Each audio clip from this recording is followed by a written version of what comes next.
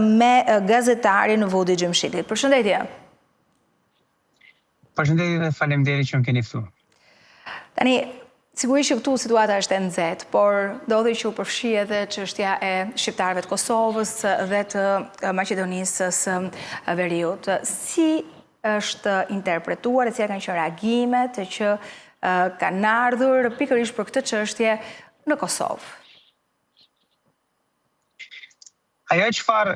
i gjithë populli shqiptar dhe spektri mediatik e analitik shqiptar duhet ta kuptojë është që Shqipëria është në mëdheu dhe atdheu i gjithë shqiptarëve. Dhe çfarëdo dhimbje që të ketë në Shqipëri, çfarëdo shqetësimi që të ketë në Shqipëri, e ndjen dhe është i shqetësuar çdo shqiptar. Po si e ndajmë këtë ne nga agjendat të caktuara? Po përpjekjet për t'i mbeshur e për t'i ndotur këto veprime patriotike të shqiptarëve me agjenda e me etiketime janë thjesht përpjekje për ta shembur dhe për ta thyer shpirtin revolucionar të kombit shqiptar, i cili po zgjohet fatmirësisht për t'i thënë jo pushtetarëve të cilët kanë vendosur ta plaçkisin atdheun me oligark, për t'i thënë jo politikanëve të cilët, sidomos kryeministri Edi Rama, tash më shumë se 14 vite që është në pushtet, ka ndjekur një politikë krejtësisht pro beogradase dhe anti-shqiptare, dhe për t'i thënë jo të gjitha entiteteve tjera të huaja që duan të vinë e ta përdorin territorin tonë, bukuritë tona natyrore dhe resurset tona për interesat të plaçkave të tyre ditore. Kjo është zgjim kombëtar dhe si i tillë duhet të respektohet dhe politikanët të cilët qartësisht nuk kanë më legjitimitet të jenë aty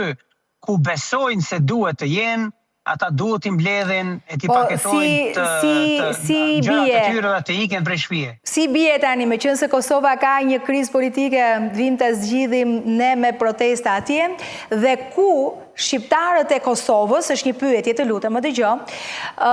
e ndjejnë që ne jemi keq në mjeksi, se kjo ka nisur pikërisht për çështjet pensioneve, pakënaqësi, ndaj klasës politike, çështje të korrupsionit që nuk i prek drejt për së drejti shqiptarët e Kosovës. Dhe me të drejtë disa analistë kanë deklaruar se nëse ne do të ishim pushtuar nga Greqia, Italia, Serbia, mund të ishte një çështje që merrte për masa të tilla. Shqiptarët e Shqipënisë që jetojnë në Shqipëni kanë shqetësimet e tyre për çështjet shëndetësore dhe jetën e përditshme, si dhe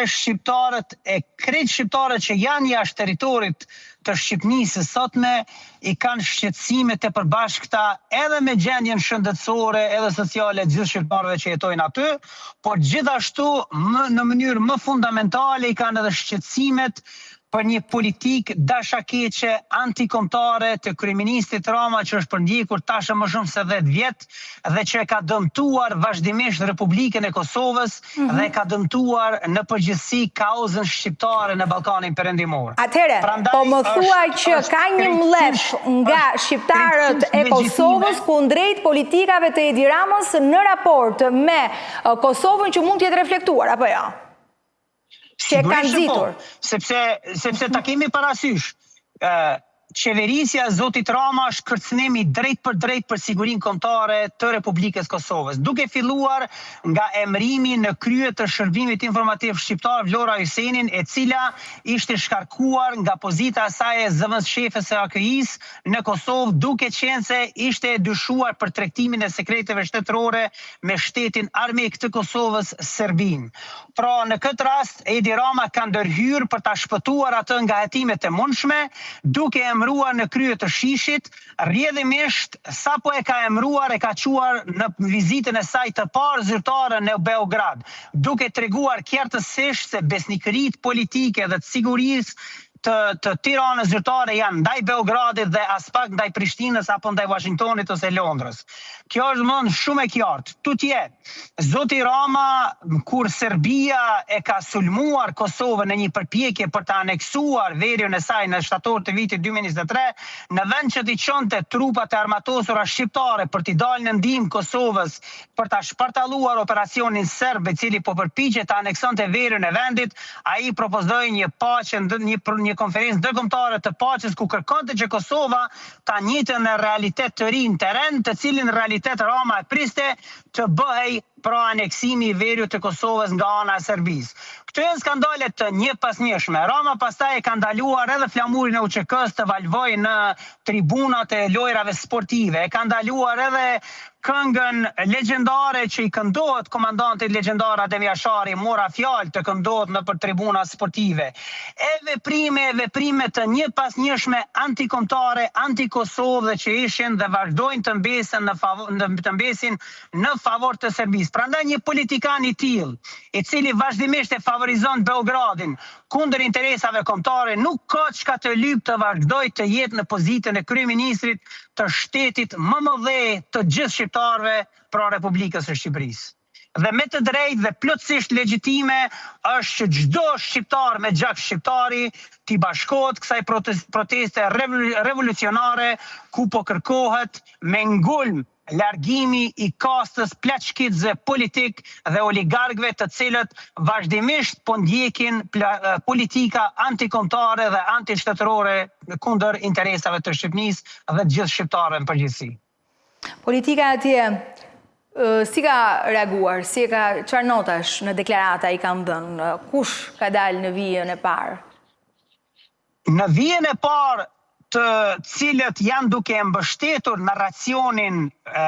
e Edi Ramës janë të gjitha strukturat politike të Kosovës të cilët gjatë 20 vjeçarit sa kanë qenë në pushtet të mas luftës e kanë plaçkitur Kosovën sistematikisht dhe e kanë ndihmuar riinstalimin e kthetrave të Serbisë në Kosovë në mënyrë sistematike duke nënshkruar marrëveshje të njëpasnjëshme favorizuese për Beogradin zyrtar. Këto struktura politike dhe mediatike në Kosovë janë të njëjtat të cilat janë përgjegjëse edhe për vrasjet politike të komandantëve të luftës UÇK-s, vrasjet politike të politikanëve, vrasjet e gazetarëve, vrasjet e aktivistëve politik në Kosovë të cilët edhe sot marrin yrysh dhe përpiqen të kërcënojnë gazetar të cilët i vëjnë ata para pikpyetjes. Është e njëjta strukturë politike e cila ishte rreshtuar me interesa të Beogradit por të ambalazhuar me flamur amerikan dhe evropian edhe gjatë kohës kur Serbia ishte organizuar në një formacion paraushtarak në një përpjekje për ta aneksuar veriun e Kosovës gjatë muajit shtatorit të vitit 2023. Dhe kjo strukturë politike që po e mbështet Ramën sot është ajo strukturë politike që po vazhdon ta sabotoj dhe të përpiqet ta parandaloj me kusht çdo mundësi të konsolidimit të plot të shtetit të Republikës Kosovës dhe shkëputjes së saj nga kthetrët e Serbisë, të cilat ata i kishin instaluar me vullnet politik për gjatë 20 vjeçarit në forma rotative sa kanë qenë në pushtet në Republikën e Kosovës. Si e ke parë mbrojtjen që i bëhet nga analistët e Kosovës, por që paktën në mediat shqiptare kanë qenë të shumt, pra që kanë mbështetur kryeministrin?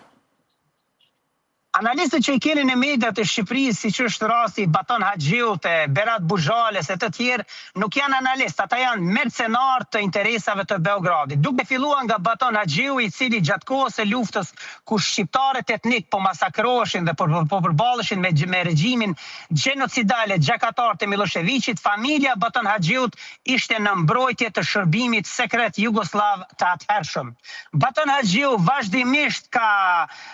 proklamuar politika pro-beogradase deri në skandalin e pashoq të atij lloji kur kërkonte që t'i falej çdo krim i luftës gjenocidale të Serbisë në Kosovë. Baton Haxhiu është një prej njerëzve i cili ka inicuar edhe mbështetur edhe projekte të tilla si mbylljen e Institutit për dokumentimin e gjenocidit serb në Kosovë e veprime të tjera skandalose. Dhe prandaj është jo e rastësishme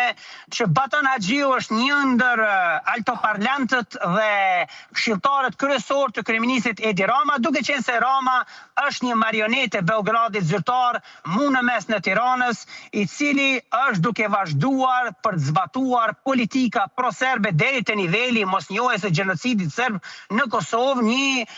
rezolut e cila ishte propozuar për herë të tretë deri në vitin e kaluar, kur Rama urdhëron parlamentin e tij shumicë që të mos e votojnë atë rezolut. Domethënë, kjo nuk është e rastishme. Pastaj keni Berat Buzhale, njeriu i cili është ortak me Zvonko Veselinovicin. Zvonko Veselinovici është një ndër kriminalet serb të kërkuar edhe me kërkesa ndërkombëtare të arrestimit, i cili është besnik i familjes së presidentit Vučić. Berat Buzhale është një nga ato parlamentët kryesor në Republikën e Kosovës, i cili vazhdimisht e përqesh shtetin e Kosovës sa herë që Republika e Kosovës sulmohet nga Serbia dhe vepron me të drejtë legjitime për vetëmbrojtje. Buzhala gjithashtu vazhdon të bëj kërkesa dhe ta platformoj një lloj operacioni të fushatës së përpjekjes për të bindur qytetarët e Republikës Kosovës se ata nuk duhet të besojnë në Republikën e Kosovës. Berat Buzhala është zëri i strukturave kriminale vrasëtare në Kosovë, të cilët përveç se kanë përshqitur Kosovën, këto janë të vërteta, të cilat janë të dokumentuar dhe të raportuara nga redaksia jonë në Londër, dhe të cilat jemi duke i raportuar tash e 3 vjet që kur unë jam kthyer me vëmendje në Kosovë pas më shumë se 15 vitesh raportim në terene ndërkombëtare të konflikteve të armatosura me media amerikane dhe britanike. Këto janë dëshmi të cilat ne i kemi dokumentuar, unë po flas me plot përgjegjësi të gjitha këto që po i them, sepse janë gjetjet tona hulumtuese. Ne vetëm në shkurt të këtij vitit e kemi botuar një hulumtim i cili shpjegon për një strukturë të mirë organizuar dhe mirë menduar të skemës së vrasjeve politike që ka qenë krejtësisht operative në Kosovë nën kontrollin e ish-kryeministit dhe ish-presidentit të Kosovës Hashim Thaçi, i cili sot në gjykatën ndërkombëtare të drejtësisë në Hagë është duke u përballur me pasojat e pikërisht këtyre veprimeve të skemës së vrasjeve politike, të cilën ai e ka kontrolluar drejt për së drejti me organizatën e tij Shiku, që ndryshe ne i referohemi duke qenë se kemi dëshmi të mjaftueshme të cilat i kemi hulumtuar dhe i kemi dokumentuar dhe raportuar Shikut vrastar. Këta njerëz janë përgjegjës për të gjitha vrasjet politike në Kosovë, gazetarët, politikanët dhe ish-komandantët e luftës, përfshirë dhe hetuesit policor të cilët janë përpjekur. Sa e ndihmon në gjithë kjo retorik zhvillimin e këtyre zhvillimeve? Sa e ndihmon ose dëmton kjo retorik apo këto akuza situatën në Kosovë, e cila ka kaluar dhe po kalon në një tranzicion politik si pasojë e zgjedhjeve të një pasqyrshme, por dhe një ngërçi që Albin Kurti pati me faktorin ndërkombëtar, pra sanksionet që ju vendosën e të tjerë. Pra, e gjithë kjo, par pak edhe për te asaj se çfarë janë analizat ose opinionet që ka nota nacionaliste, të faktuara mbas historisë, ndjesitë, përballë një realiteti me cilin përballet bota. Kosova nuk ka ngërç politik. Kosova ka një strukturë politike e cila është duke vepruar dhe duke i përdorur teknikalitetet e rendit kushtetues të vendit për ta sabotuar konsolidimin e institucioneve të Kosovës, për ta sabotuar konsolidimin e shtetit Kosovës, për ta sabotuar veprimin e agjendës politike të leadershipit kosovar të 7 vjeçarit të fundit, i cili është duke u përpjekur ta shpartalloj krejtësisht instalimin 20 vjeçar të Serbisë në Kosovë dhe për të shkputur përfundimisht përjetësisht nga kthetrat e Serbisë. Se Vjosa Osmani ishte një eksponent i tillë i rrezikshëm që se pranoi se ngërçi u krijua se pranoi Vjosa Osmani president. Ish-presidentja Vjosa Osmani është pjesë e këtij orkestrimi fuqist të strukturës organizative opozitare për ta përmbysur vullnetin e popullit të Kosovës të zgjedhjeve të dhjetorit të vitit 2025. Dhe këto rezultate, këto veprime të saj gjithashtu ilegale, siç është konfirmuar edhe nga gjykata kushtetuese dhe ekspertë të tjerë ndërkombëtar të rendit kushtetues, janë krejtësisht të koordinuara me akter të tjerë të cilët fshihen prapa perde. Po ne kemi dokumentuar që ka qenë të koordinuara me kreun e LDK-s zoti Lumir Abdigjiku, i cili në sajt informacioneve tona ndërkombëtare dhe vendore ai është i kontrolluar nga struktura e shikut vrastar në Kosovë, e cila është duke udhëhequr një agjendë politike për ta parandaluar me çdo kusht konsolidimin e institucioneve të Kosovës dhe konsolidimin e shtetit Kosovës dhe më tutje shpartallimin e kthetrave të Serbisë në Kosovë. Zotja Osmani është dokumentuar se ka lidhje me Richard Grenell, një njeri i cili është mercenar i Moskës zyrtare dhe agjendave të tyre për t'i konvertuar shtetet e Ballkanit perëndimor. Se ne Vjosa Osmani në sy ton është një person që gëzon mbështetjen në Shtetet e Bashkuara të Amerikës që i konvenon, pse jo situatës atje, nëse vërtet është ashtu. Gjetjet tona hulumtuese i kanë dokumentuar këto lidhje për cilat fola deri më tash. Dhe nëse zonja Osmani e gëzon mbështetjen e Shteteve të Bashkuara të Amerikës, ajo duhet ta pyes veten, a e gëzon mbështetjen dhe legitimitetin e popullit Kosovës. Nga një politikane me vota mbi 300.000 sosh që kishte siguruar nga vullneti politik i popullit Kosovës në vitin 2021, këtë vit në këto zgjedhje ajo është fundosur në më pak se 80.000 vota. Tashti ju kalkulone këtë situatë. Do të thonë, populli i zgjuar i Kosovës dhe inteligjent e ka kuptuar dhe e kupton mirë se cilët janë ata politikanë të cilët janë të interesuar për ta vazhduar rrugtimin e kombit drejt çlirimit dhe shkputjes nga ktetrat serbe, dhe cilët janë ata politikanë të cilët verifikueshëm janë duke u planifikuar dhe vepruar për t'i bërë dëm interesave tona kombëtare. E fundit, se ju hodhët një lumë akuzash edhe për qëndrimin e shqiptarëve të Kosovës që erdhën protestuan këtu, vetëvendosja ka mohuar që të jetë ajo organizatoria e këtij tubimi ose të ketë element?